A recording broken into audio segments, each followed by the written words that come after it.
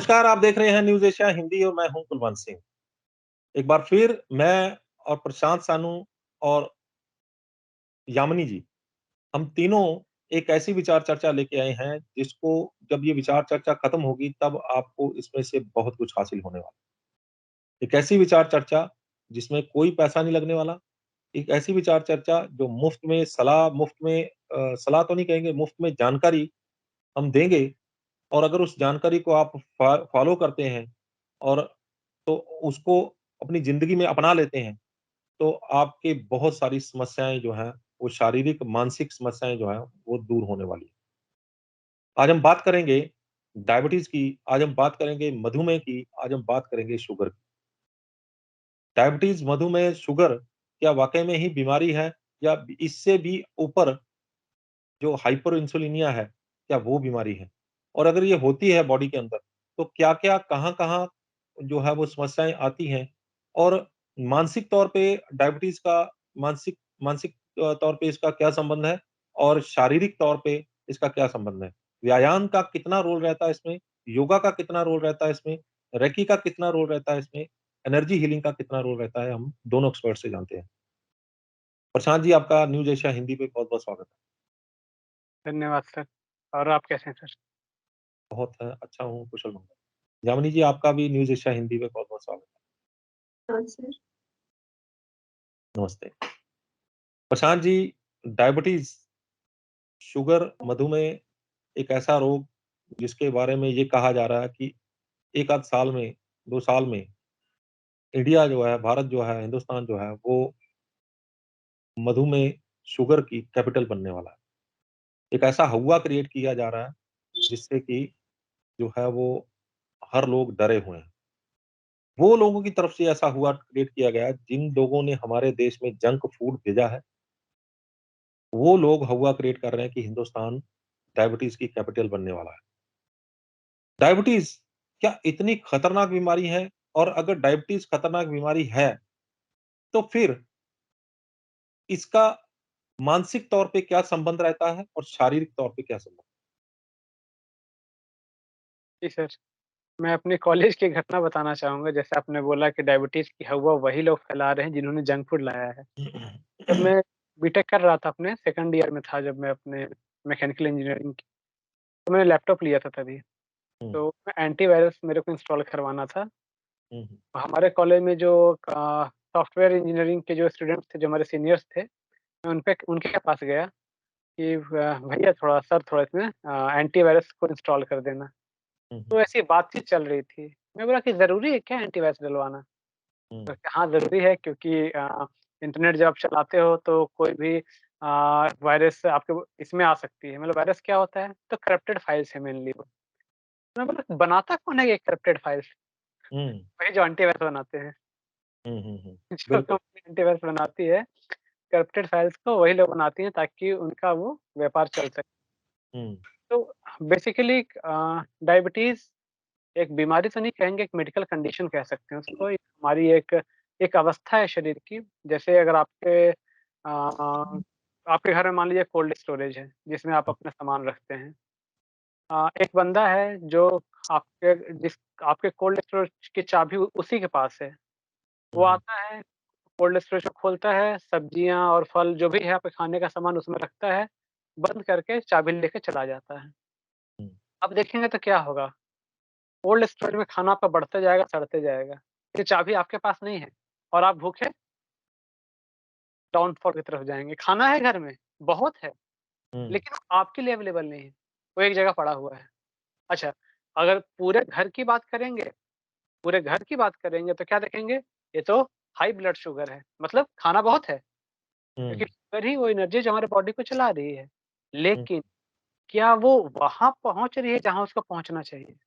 अब हुँ। यहाँ पे आती है बात, क्योंकि शुगर की ज़रूरत ब्लड को नहीं, सेल्स को है मेनली। सेल्स को है, बिल्कुल।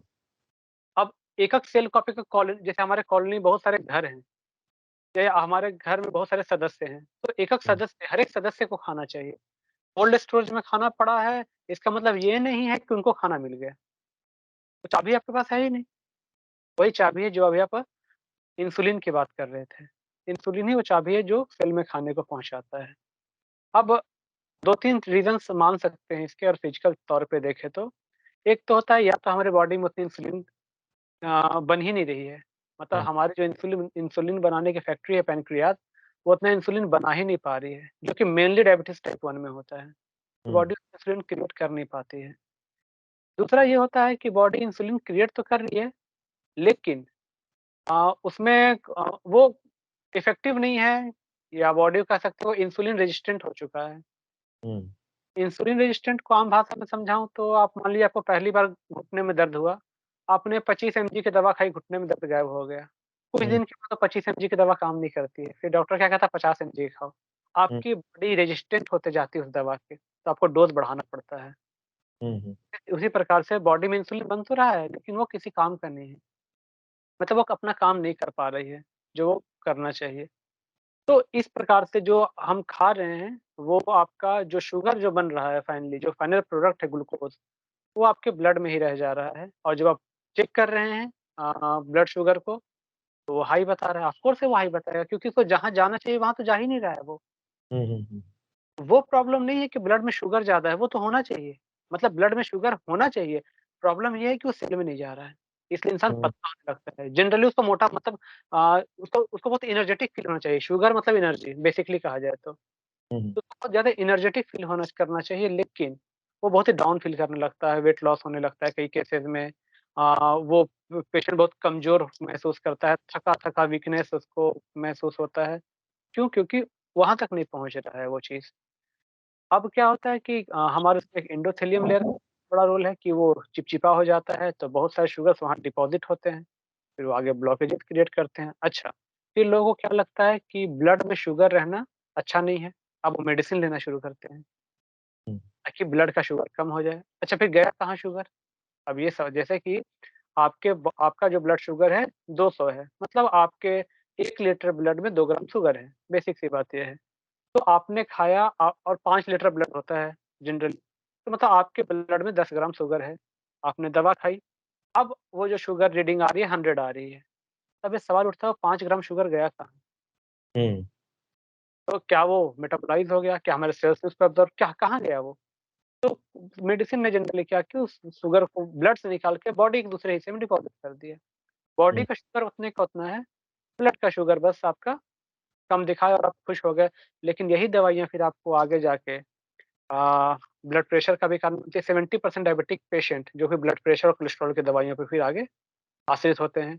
किडनी फेलियर एक बहुत ही हुँ, हुँ, कॉमन चीज़ है, गैंग्रीन। तो आप ये चीज़ सोचिए, क्या आप ब्लड शुगर को कम करने के लिए दवा खाना चाह रहे थे या आप दवा इसलिए खाना चाह रहे थे कि आप हेल्दी रहें? हुँ, हेल्थ तो आपको मिला नहीं, आप किडनी फेलियर की तरफ बढ़ गए, आप ब्लड प्रेशर और कोलेस्ट्रॉल की दवा की तरफ बढ़ गए, आप गैंग्रीन की तरफ बढ़ गए। तो हुँ, मतलब अगर किसी को ये बता दिया जाए सर कि 104 फ़ीवर नॉर्मल है, मान लो कि एक जगह ऐसे डॉक्टर्स को हमने बैठा दिया, जहाँ पे सब ये कह रहे हैं कि 104 जो है फ़ीवर नॉर्मल है। कुछ हुँ, दिन बाद हुँ, स्वीकार करने लगे हैं कि 104 फ़ीवर जो है वो नॉर्मल है। इसका मतलब इसके लिए हमें नहीं सोचना चाहिए। उसी तरह हमारे दिमाग में ये भर दिया गया कि डायबिटीज़ जो है वो क्योर नहीं हो सकता है, आप ज़िंदगी भर आपको ऐसे ही चलना पड़ेगा। जबकि ये हुँ, सच्चाई नहीं है। मैंने खुद इन 2-3 सालों में कई डायबिटीज़ हुँ, पेशेंट ठीक होते देखा है मैंने। जो कि हुँ, हम हुँ, केयर में थे, आज वो बिल्कुल ऑफ मेडिसिन है। 29 साल, 30 साल से दवाइयाँ खा रहे थे। हुँ, उनको सिर्फ़ वो रीडिंग्स से भ्रमित कर दिया गया, रीडिंग्स लगातार कुछ सालों में चेंज किए गए।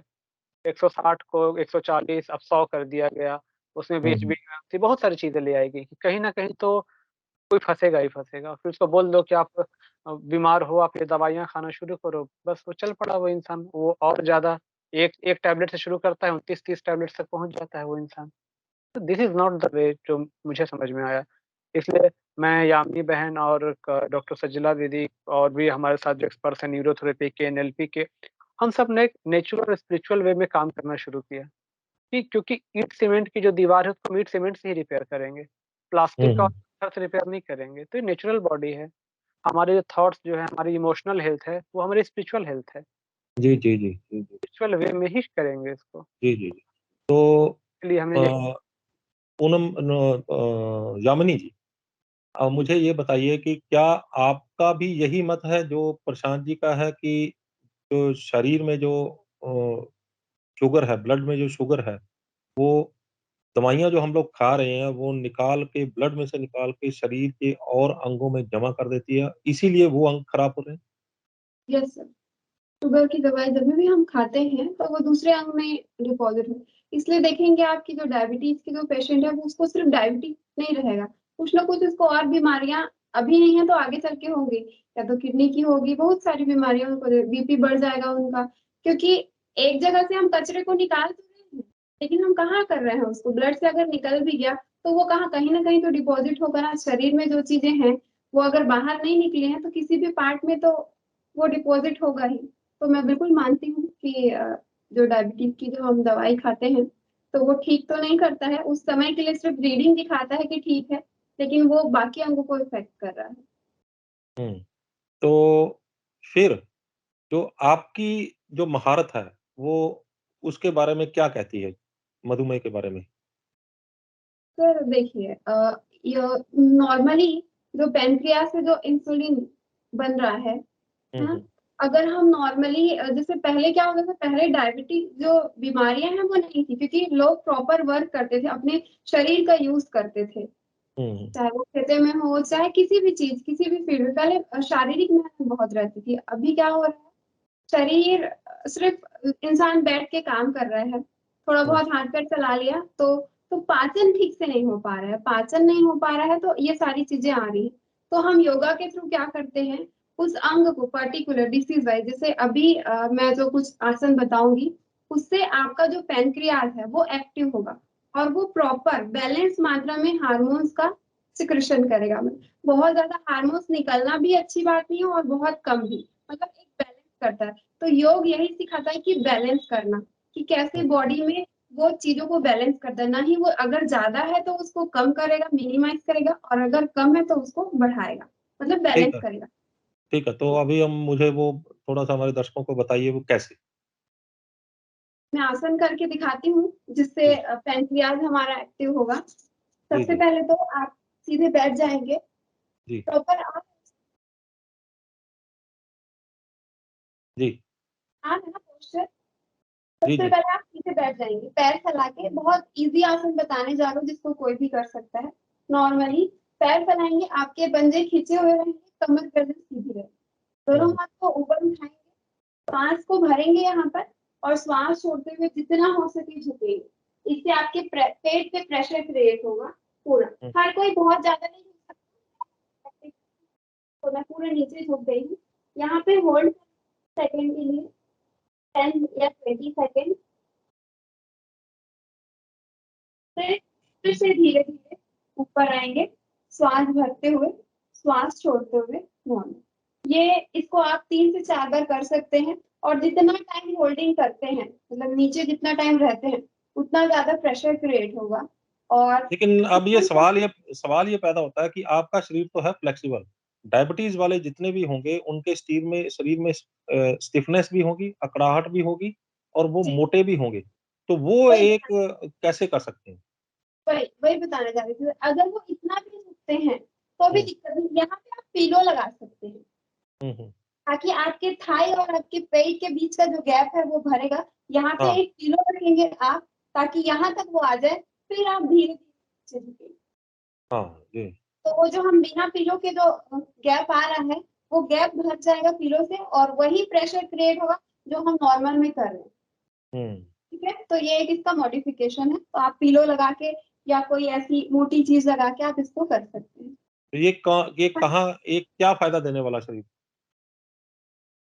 सर देखिए, इससे एक तो पाचन स्ट्रांग होगा, हुँ, अगर हमारे शरीर में पाचन स्ट्रांग नहीं है तभी हमको बीमारियां होती है। एक तो सबसे पहले पाचन स्ट्रांग होगा, आपके पीठ के मसल्स टोन होंगे, आपके पेट से रिलेटेड जितनी भी प्रॉब्लम है, जैसे मैंने बताया अभी, इंसुलिन का सिक्रेशन बैलेंस में होगा। लेकिन ध्यान रखेंगे जिसको बैक एक है, बहुत ज्यादा कमर में दिक्कत है, वो ज्यादा नहीं झुकेंगे, बहुत ज्यादा नहीं झुकेंगे, जैसे मैंने पीलो वाला बताया वो करेंगे। आपके थाइस, आपके काफ मसल्स पूरे टोन होंगे, ये जो लचीलापन बढ़ेगा इसका। ठीक है, और ऑपरेशन जिनका अभी ऑपरेशन हुआ हो, जिसको 2-3 महीने ही हुए हो, वो भी इस आसन को बहुत ज्यादा खींच के नहीं, ठीक है। तो एक बार फिर करके दिखा दीजिए। श्वास भरेंगे, दोनों हाथ ऊपर, पूरे खींचेंगे, स्ट्रेच करेंगे, धीरे धीरे ध्यान रखिए, कमर कुबड़ नहीं निकालना। कई लोग क्या करते हैं, झुकते हैं तो ये कुबड़ निकाल देते हैं। इसको स्ट्रेट रखेंगे, फिर झुकेंगे ये धीरे धीरे, और पूरा नीचे। मतलब घुटनों पर, सर को घुटनों पे लगा देना। हाँ जी, कोई बात नहीं, शुरू में तो किसी का बहुत ज्यादा लोगों का नहीं लग पाता है, तो वो क्या कर सकते हैं, हल्का सा नी को बेंड करेंगे और फिर धीरे से झुकते हुए फिर सीधा कर सकते हैं। ये हम्म, एक और तरीका है इसको करने का। ये वाला नी को बेंड किए हल्का, आपका पेट आपके थाई से लगा, श्वास भरे, श्वास छोड़ते हुए धीरे धीरे। और नहीं कर पा रहे तो योगा स्टेप भी आता है सर, एक रस्सी जैसे बना हुआ रहता है, आप उसको फंसाएंगे वहां पर और खींचते हुए आप नीचे झुक सकते हैं। जैसे अगर पूरा नीचे थेरा बैंड भी होता है, जिसको थेरा बैंड से भी कर सकते बैंड होता है, योगा स्टेप भी आते हैं, तो वो उससे कर सकते हैं। ये हो जी। गया पहला आसन। दूसरा आसन बता रही हूँ, अपने राइट लेग को बेंड करेंगे और अपने लेफ्ट साइड लेके जाएंगे, अर्ध मत्स्येंद्र आसन। अपोजिट हैंड रहेगा और अपोजिट नी रहेगा, श्वास भरेंगे, श्वास छोड़ते हुए ये, और इसको हाथ से पकड़ेंगे और ट्विस्ट करेंगे, पूरी श्वास बाहर, पीछे देखेंगे। हम्म, जो लोग, ये कई लोग से ये नहीं हो पाएगा तो वो क्या करेंगे, नी को अपने हग कर लेंगे नॉर्मली, तो भी उतना ही इफेक्ट पड़ेगा, और पीछे जाएंगे। नहीं, पर कईयों का तो घुटना ही नहीं मुड़ने वाला। इतना घुटना कैसे मुड़ जाएगा? कईयों का मुड़ने वाला नहीं है ना। नॉर्मल नॉर्मल ही मुड़ा है। आपके लिए नॉर्मल है ना, जो शुगर वाले पेशेंट होते हैं उनके लिए नॉर्मल ठीक नहीं है। है, वो मुड़ता है, अगर ये इतना मुड़ रहा मोटा है, कईयों का घुटना होगा, वो कैसे मोड़ लेंगे? नहीं मुड़ रहा है तो वो पैर को इस क्रॉस करने के लिए यहाँ पे भी रख सकते हैं, नॉर्मल ऐसे भी पकड़ सकते हैं थोड़ा सा। हाँ, बस। लेकिन हमारा मकसद है ट्विस्टिंग करना है यहाँ पर। बिल्कुल आसान आसान बताइए, क्योंकि हमने बीमारों को बताना है, तभी जी, किसी के पल्ले में पड़ना है। कोई भाग ना जाए हमारा प्रोग्राम देख के कि नहीं बहुत नहीं, ये नहीं इजी होने है, वाला। ट्विस्ट करने में बस इसमें पीछे रखेंगे। ट्विस्टिंग करने से क्या होता है, जिस प्रकार हम कपड़े को निचोड़ते हैं तो उससे गंदगी पानी निकलता है ना, वैसे ही जब हम ट्विस्ट करते हैं, मुड़ते हैं, तो हमारे पेट के जो अंग है वो स्टिमुलेट होते हैं, निचुड़ता है, उससे टॉक्सिक बाहर निकलता जी। है। अगर कई लोग नहीं कर पा रहे हैं तो सिंपल पैर को नॉर्मली ऐसे भी रख के वो ट्विस्ट कर सकते हैं। अगर ये भी नहीं हो पा रहा है तो नॉर्मल बैठ जाएंगे, और नॉर्मल ट्विस्ट तो कोई भी कर सकता है, ये हाँ, ये कर सकते हैं, ये कर सकते ये करेंगे। पैर को मोड़ने का मतलब ये था कि पेट में प्रेशर पड़ रहा है हैं। और ट्विस्ट भी हो रहा है, ये ठीक है। सेम दोनों आप दोनों दोनों घुटने खड़े करके भी ऐसे हक करके बैक को देख सकते हैं। जी, ये करके ये थोड़ा डिफिकल्ट होगा सर, वो दिखने में इजी लग रहा है, थोड़ा सा टफ अच्छा, होगा ये भी। ओके। इसके लिए भी आपको स्पाइन सीधा रखना पड़ेगा, और फिर twisting की ठीक, छोटी-सी आसन जो इजी लगे वो कर सकते हैं। ठीक है, अर्थमत केंद्रासन बहुत ज्यादा इंपॉर्टेंट है, इसलिए मैं इसको बता रही हूँ। ठीक है, ठीक है, ठीक। ठीक है, इसके बाद नी बेंड करें। अब फिर से ये सवाल आएगा कि कई लोग के घुटने में दर्द है तो हम कैसे घुटने को मोड़ के बैठे, तो वो क्या कर सकते हैं, जिसके एंकल में पेन है वो यहाँ पे तकिया लगा के बैठ सकते हैं, हुँ, और जिसके घुटने में दर्द, उनके लिए मैं इसके बाद बताऊंगी। अभी फिलहाल जो स्वस्थ हैं, घुटने में दर्द नहीं है, उनके लिए हाथ में मुट्ठी बनाएंगे, अंगूठा अंदर और उंगलियां बाहर रहेगा, ये है मंडूकासन। हुँ, जो ठीक है, अपने नेवल मतलब नाभि के पास लगाएंगे दोनों साइड पे, हुँ, इस प्रकार, और श्वास भरेंगे और धीरे धीरे पूरे झुकेंगे। हुँ, फिर से यहाँ पे क्वेश्चन आएगा कि कई लोग के तो थाई बहुत बड़े रहते हैं, वो कैसे झुकेंगे। बिल अगेन हम पिलो लगा सकते हैं, छोटा सा कुछ कपड़ा रख सकते हैं ताकि वो झुक पाए, है ना। ये, और इसमें नीचे नहीं देखना, इसमें सामने देखना, पूरे आपके पेट पे प्रेशर क्रिएट होगा, श्वास बाहर करेंगे और पेट को अंदर करेंगे और फिर नीचे झुकेंगे जी, सामने। इससे क्या होगा, यहाँ पे हमारा पैनक्रियाज है, इधर हमारा लीवर है, राइट साइड में लीवर, लेफ्ट में पैनक्रियाज, तो दोनों जब हम मुट्ठी बना के झुक रहे हैं तो दोनों स्टिमुलेट हो रहा है, मतलब हुँ, दोनों बैलेंस हो रहा है, यानी कि दोनों के टॉक्सिन्स बाहर निकल रहे हैं। दोनों के हो रहे हैं। हाँ, जब हम योगा करते हैं तो एक पर्टिकुलर जैसे हम पेट के लिए कर रहे हैं तो पेट में तो पूरे बहुत सारे अंग हैं, तो उससे भी हमको लाभ मिलता है। हम एक आसन से हम बहुत सारी बीमारियों का लाभ ले सकते हैं। अभी जो मैंने बताया उसका, जो लोग घुटना नहीं मोड़ के बैठ सकते उनके लिए नॉर्मल सीधे बैठ जाएंगे, फिर से वो पेट पे रखेंगे, अपने अंगूठा अंदर रहेगा मुट्ठी बना के, श्वास भरेंगे और श्वास को पूरे छोड़ते हुए नीचे झुकेंगे, जितना झुक सकते हैं। मकसद ये है हमारा कि पेट पे प्रेशर क्रिएट हो। पहले 20 सेकंड से स्टार्ट करेंगे, 10 to 20, और धीरे धीरे बढ़ते हुए वो 1 मिनट तक जा सकते हैं, 2 मिनट तक जा सकते हैं। जी जी जी। अगेन, जिसके घुटने का ऑपरेशन हुआ हो, जो पैर मोड़ के तो खैर बैठ ही नहीं पाएंगे, एंकल में दर्द है वो भी नहीं करेंगे स्टार्टिंग में। पेट का रिसेंटली ऑपरेशन हुआ हो या बहुत ज्यादा माइग्रेन की प्रॉब्लम है, वो भी बहुत ज्यादा नीचे नहीं झुके। इसमें यही है, ये 3 आसन भी अगर करते हैं सर तो बहुत फायदा मिलेगा। बस 3 जी। आसन को करना है, रिपीटेशन रहेगा 5 to 3 टाइम, 3 to 5 टाइम, और भी ज्यादा कर सकते हैं। मेन है यहाँ पे होल्डिंग, जो हम नीचे झुक के जो होल्ड कर रहे हैं वो यहाँ पे इम्पोर्टेंट लगता है। उसके बाद एक ही प्राणायाम यहाँ पे क्रिया बताऊंगी, वो है कपालभाति क्रिया। नॉर्मल ऐसे बैठ जाएंगे, दोनों हाथ आप अपने नी पे प्रेस करके रखेंगे, या फिर दूसरा ऑप्शन है वायु की मुद्रा। ये होता है इंडेक्स फिंगर को प्रेस करके रखें। ये कमर और गर्दन आपकी सीधी होगी, आंखें बंद करेंगे और प्रेशर के साथ श्वास को सिर्फ बाहर छोड़ना है, एक्टिवली एक्सलेशन करना है। आप देखेंगे श्वास ऑटोमेटिक अंदर आ जाएगी, आपको श्वास यहाँ पे लेने पे ध्यान नहीं देना, सिर्फ छोड़ते जाना है।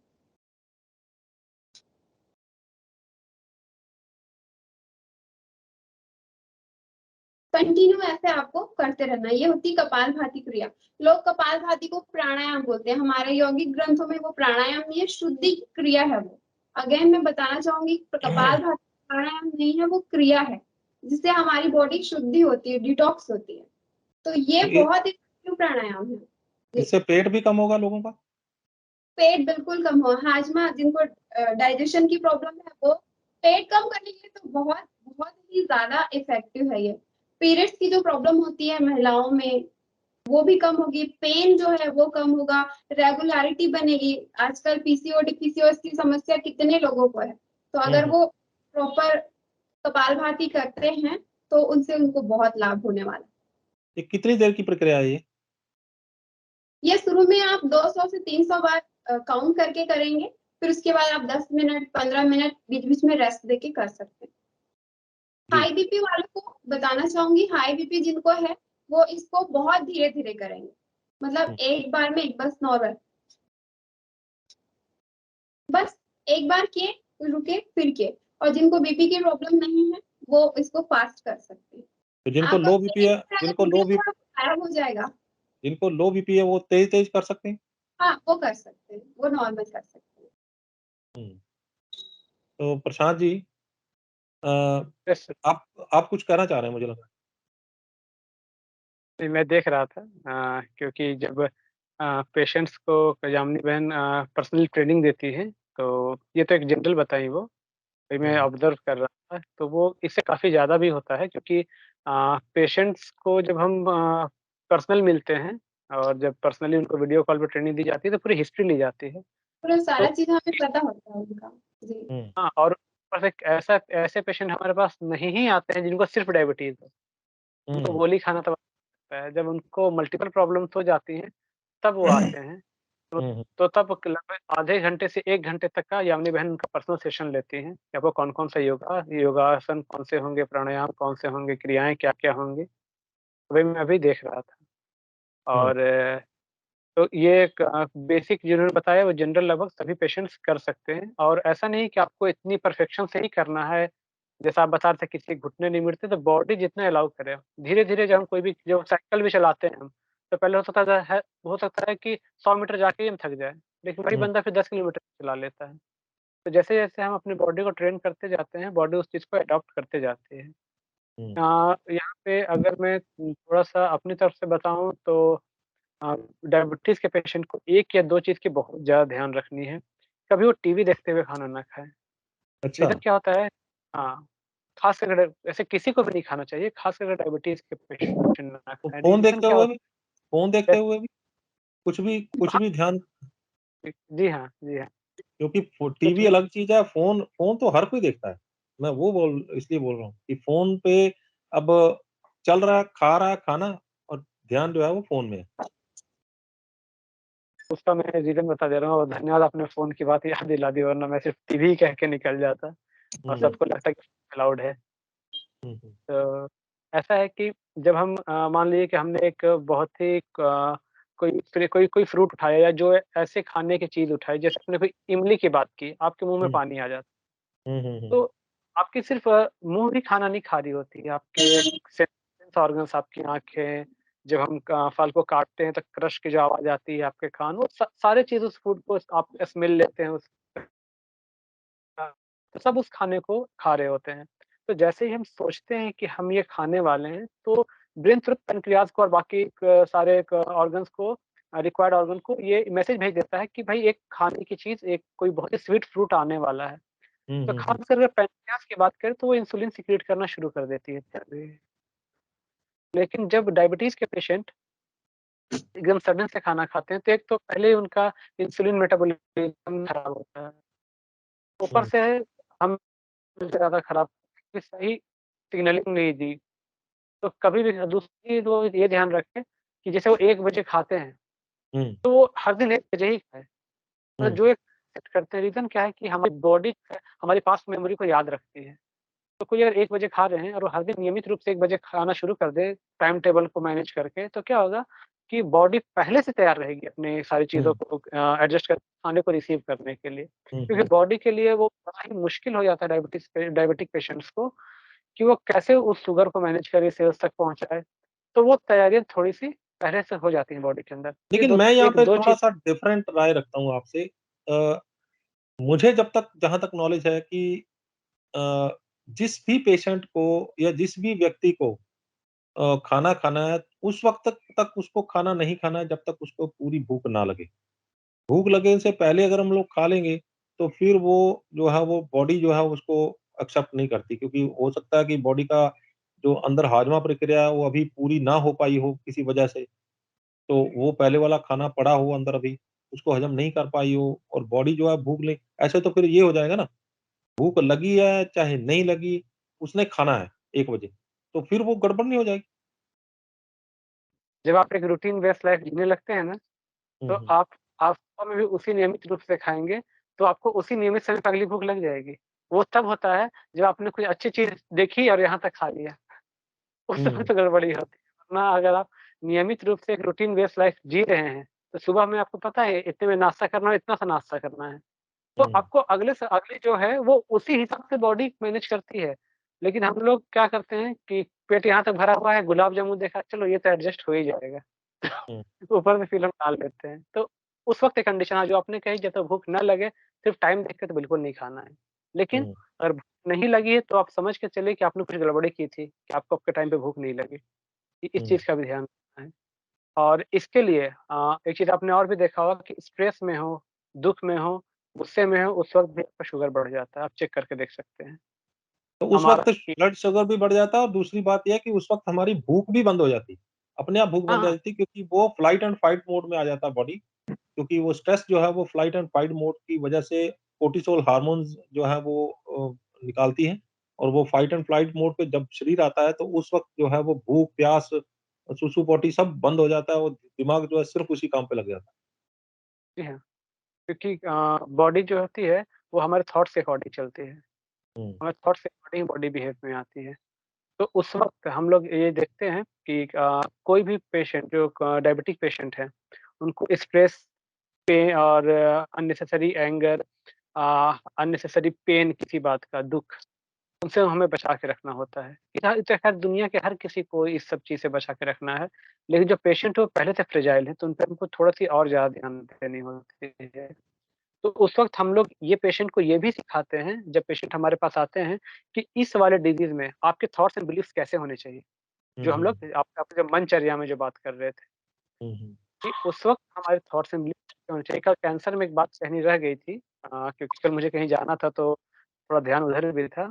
क्षमा याचना एक बहुत ही बड़ी चीज़ होती है कि आप प्रकृति के पाँचों तत्वों को और जितने भी मनुष्य आत्मा हैं, जितने ह्यूमन सोल्स हैं, या जितने भी प्राणी जगत में, सबको आप सामने एक विजुअलाइज़ करके उनसे एक क्षमा माँगे कि जाने-अनजाने अगर मेरे द्वारा कभी भी आपको कोई तकलीफ़ हुई हो, मैं पूरी ज़िम्मेवारी के साथ अपनी गलती स्वीकार करता हूँ। कि हमने कहीं न कहीं, कभी न किसी को जाने-अनजाने बहुत सी तकलीफ़ें दी होती हैं, जब हमें खुद को भी ध्यान नहीं रहता है। तो जब हम वो वाइब्रेशंस भेजते हैं यूनिवर्स को, तब रिस्पॉन्स हमें आता है। अब आते हैं डायबिटीज़ के लिए। तो डायबिटीज़ वाले पेशेंट को जो हम लोग एनर्जी हीलिंग देते हैं बेसिकली वो ये होता है कि पैनक्रियाज़ जो है आपके, यानी जो आपके डाइजेस्टिव ऑर्गन की ये पेट वाले जितने भी हिस्से हैं, वो मेनली चलते हैं आपके मणिपुर चक्र से। और मणिपुर चक्र जो संचालित है वो सुख की पीली शक्ति से संचालित है, पीली किरण से, येलो लाइट। तो हम उनके लिए ये बिलीव कर रहे हैं, ये एनर्जी हीलिंग में ये विजुअलाइजेशन देते हैं कि वो सुप्रीम हीलर, वो ऑलमाइटी आपके सामने है। उस दिव्य प्रकाश से पीली किरणें आ रही, सुख की पीली किरणें आ रही हैं, आपके अंदर समा रही है और आपके पूरे बॉडी में फैलते हुए आपके पेट वाले हिस्से में पूरी जा रही है। पैनक्रियाज़ उस पीली किरण को एब्ज़ॉर्ब करता जा रहा है। मणिपुर चक्र क्लीन होता जा रहा है, जो भी ब्लॉकेजेस हैं वो क्लीन होता जा रहा है और पैनक्रियाज़ से जो इंसुलिन निकल रहा है पूरे बॉडी में बिल्कुल भी एक ऑर्गेनाइज़्ड वे में पहुँच रहा है। पूरे बॉडी में पीली रोशनी फैल रही है और हर एक सेल को ओपन कर रही है और हर एक सेल में ग्लूकोज़ जा रहा है। आपका ये प्रॉब्लम पूरी तरह जा चुका है और आप दुनिया के सबसे सुखी इंसान हैं। आप ये मान के चलिए कि अब से मेरे साथ बहुत ही अच्छा होगा। मुझसे सुखी पूरी दुनिया में कोई नहीं है। जब ये थॉट प्रैक्टिस करते हैं कंटिन्यू और ये बिलीफ देते जाते हैं और ये पीली रोशनी और साथ-साथ में आपको सफ़ेद रोशनी लेके पूरे अपने बॉडी में फैलानी है। वो तो करना है, लेकिन साथ में यहाँ पे येलो लाइट का रोल थोड़ा ज़्यादा बढ़ जाता है और आपका पूरा बॉडी हील हो चुका है।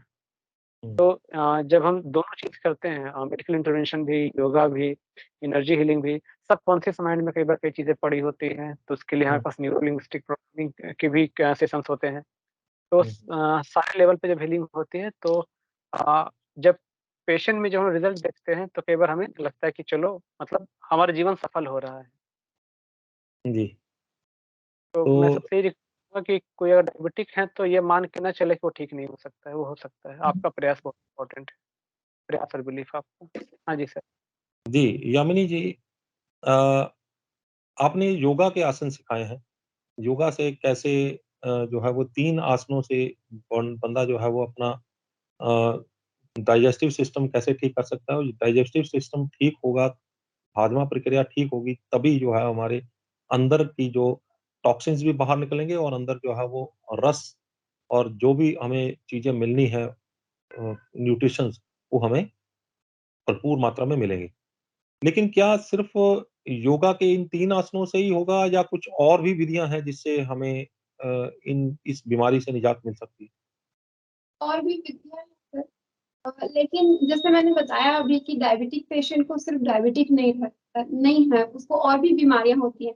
तो मैं यहाँ पे वो नहीं बता सकती इसके माध्यम से कोई बीपी का पेशेंट होगा और मैं उसको भस्त्रिका प्राणायाम बता रही हूँ, कुछ बता रही हूँ और अगर उसने कर दिया तो वो उसको उसके लिए हार्मफुल हो सकता है। और भी बहुत से आसन हैं, ऐसा नहीं है कि ये 3 ही आसन हैं, लेकिन ये जो 3 आसन है वो बहुत इम्पोर्टेंट है। अगर इस तीनों को भी वो करें, जो पेशेंट है, तो भी उनको लाभ मिलेगा। जैसे कि बंध है, जैसे बंध इसमें 3 बंध होते हैं हमारे यौगिक सभ्यता में, मूल बंध, उदयन बंध और जालंधर बंध। जैसे मैंने उस दिन एनएस पार्ट को कॉन्ट्रैक्ट करना बताया था, वो मूलाधार से रिलेटेड तो मूल बंध है। फिर जो डायबिटिक पेशेंट के लिए उड्डयन बंध भी बहुत इम्पोर्टेंट है, पूरी श्वास को बाहर निकाल के बाहर ही रोकना होता है श्वास को, तब तक बॉडी जो पार्ट पेट वाले पार्ट में जो ब्लड का सप्लाई अच्छे से होता है ऑक्सीजन का, तो वो वहाँ पे वर्क करना स्टार्ट कर देता है। तो जो उड्डयन बंध है जो मैं बता रही हूँ वो भी बहुत इम्पोर्टेंट है। इसके अलावा मुद्रा भी है, कई मुद्राएं आप कर सकते हैं। बंध हो गया, आसन हो गया, प्राणायाम कर सकते हैं, क्रिया जो मैंने बताया आपको कपालभाति, ये और कुंजल क्रिया भी बहुत इम्पोर्टेंट रहती है। इसमें क्या करना रहता है, पानी को पीना रहता है पूरे गले तक, पेट को भर के और वॉमिट करना रहता है। ये सुबह के टाइम पे अच्छा, किया जाता है, ये शुद्धि क्रिया है। तो इससे फेफड़ों को नुकसान नहीं पहुँचता अगर गले तक पानी इतना भर लेंगे बॉडी के अंदर? तो गले तक पानी का मतलब पूरा मतलब बोलने का मतलब जैसे बोलते हैं ना मैंने गले तक खा लिया है, ऐसा हुँ, बोला जाता है ना, तो फेफड़ों को फिर नुकसान पहुँचना चाहिए वहाँ पे। तो फेफड़ों हमारी बॉडी इस कदर मतलब भगवान ने ऐसा ऑर्गेनाइज़ किया है कि कोई भी अंग ऐसा उन्होंने खोल के नहीं रखा ना, वो बंद रखा हुआ है। तो गले तक का मतलब जैसे नॉर्मली भाषा में बोलते हैं ना गले तक खा लिया, जैसे अभी हुँ, प्रशांत जी ने बोला कि अच्छी चीज़ें देख के इंसान यहाँ तक का खा लेता, वैसे ही। तो मतलब इतना पानी पी लेना है आपको कि आपको फ़ील हो कि अब ये बाहर निकलने ही वाला है। तो उतना पानी पीना है और फिर उसको वोमिट करना है, जिससे आपकी पूरे पेट की सफाई हो जाती है, तो भी आपका पैनक्रियाज यहाँ पे एक्टिव होता है। तो ये क्रिया में आता है, ये कुंजल क्रिया है। ऐसे बहुत से योगाभ्यास से सर हम पेशेंट टू पेशेंट देख के उनको बताना होता है। तो रेकी में भी ऐसा ही होता है जैसे आप बता रही थी, क्योंकि आप रेकी रेकी एक्सपर्ट। मैंने बताया ना, रेकी एक अलग चीज है, एक हीलिंग का प्रोसेस है। रेकी अलग चीज है, उसमें ये सब चीजों का नहीं होता। उसमें वहां पे पर्टिकुलर एनर्जी दी जाती है, वहां पे हाथों में एनर्जी लेके उस पार्ट पे एनर्जी दी जाती है। वो मैंने बताया कि वो सभ्यता है गुरुओं की, गुरु से शिष्य परंपरा के अंतर्गत आता है। तो रेकी को किसी बिना गुरु के शक्तिपात के हम उसको नहीं कर सकते हैं। उसके लिए शक्तिपात लेना जरूरी रहता है, अट्यूनमेंट। जब अट्यूनमेंट हो जाता है तो हमारे हाथ में वो पावर आता है यूनिवर्स का, हमारे बिलीफ आता है। फिर हम उसको कॉल करते हैं रेकी शक्ति को, रब करते हैं हाथ को और उस पर्टिकुलर जहां पे भी प्रॉब्लम है उस अंग में रखते हैं। तो ये ऐसा होता है, ये खुद के लिए। और दूसरों के लिए सिंबल्स होते हैं, यूनिवर्स में बहुत हजारों सिंबल्स हैं, तो वो भी सिंबल हमको मिलते हैं, सिंबल के थ्रू हम कनेक्ट होते हैं। जैसे हमको यहाँ से मुंबई में बैठे हुए पर्सन को रेकी देना है, तो हम उसको कैसे देंगे? तो एक सिंबल है जो यहाँ से लेके उस पर्सन तक के पाथ को पूरा क्लियर करेगा, कोई भी बाधा होगी उसको दूर करेगा। फिर एक और सिंबल हम भेजेंगे तो वो उसको हील करेगा, एक और सिंबल भेजेंगे तो नेगेटिविटी दूर करेगा। तो रेकी में ऐसे वर्क होता है। तो वो गुरुओं की परंपरा है जिसको शक्तिपात के बाद ही हम उसको करते हैं। और हीलिंग के लिए अगर हमारे पास किसी का रिक्वेस्ट आता है, मुझे यहाँ पे पेन है और हीलिंग कर दीजिए, तब हम उसकी इच्छा, क्योंकि रेकी बोला जाता है हमेशा दी नहीं जाती, रेकी हमेशा ली जाती है। आप जितने अच्छे से उसको ऑब्जर्व करोगे उतना वो फायदेमंद। बाकमाल है। तो प्रशांत जी जाते जाते कुछ कहना चाहेंगे? नहीं बस सर, मैं व्यूअर्स से यही बात कहना चाहूँगा कि अपने परमात्मा ने हम सबको बुद्धि ज़रूर दी है और फ्रीडम ऑफ चॉइस ज़रूर दिया है। तो हम अपने अपनी हेल्थ हमारे हाथ में है, और ये सिर्फ़ हमारी ज़िम्मेदारी भी नहीं, ये हमारा अधिकार भी है कि हम इसके बारे में पूछें, समझें, समय निकाल के जानें। हुँ। क्योंकि जिस हिसाब से दवाइयाँ, जिस हिसाब से आपके हॉस्पिटल्स बन चुके हैं, अब तक तो एक भी बंदा बीमार नहीं होना चाहिए था, लेकिन हम बीमारी के गर्त में जा रहे हैं। तो अब हमें अपने बिलीफ को चेक करना पड़ेगा कि कहीं हमारे बिलीफ में कोई गड़बड़ी तो नहीं है। ये जो हमें बताया गया है, जो चीज़ें बताई गई हैं, जो हर तरफ प्रचार किया जा रहा है, उसमें कितनी सच्चाई है। तो आप एक रियलिटी तक पहुँचेंगे कि हम इन चीज़ों से कब का बाहर निकल सकते थे। हुँ। तो कब का ना सही, अभी से ही उस प्रयास को लगे। ज्यों ही हम एक कहा जाए तो नेचुरल और स्पिरिचुअल, यानी कि अ, इस शरीर को प्रकृति के करीब ले जाते हैं और अपने मन बुद्धि को उस ऑलमाइटी के करीब ले जाते हैं, तो हीलिंग तभी शुरू हो जाती है। तो आप बस इस रास्ते पे चलिए और ये बहुत ही आसान रास्ता है।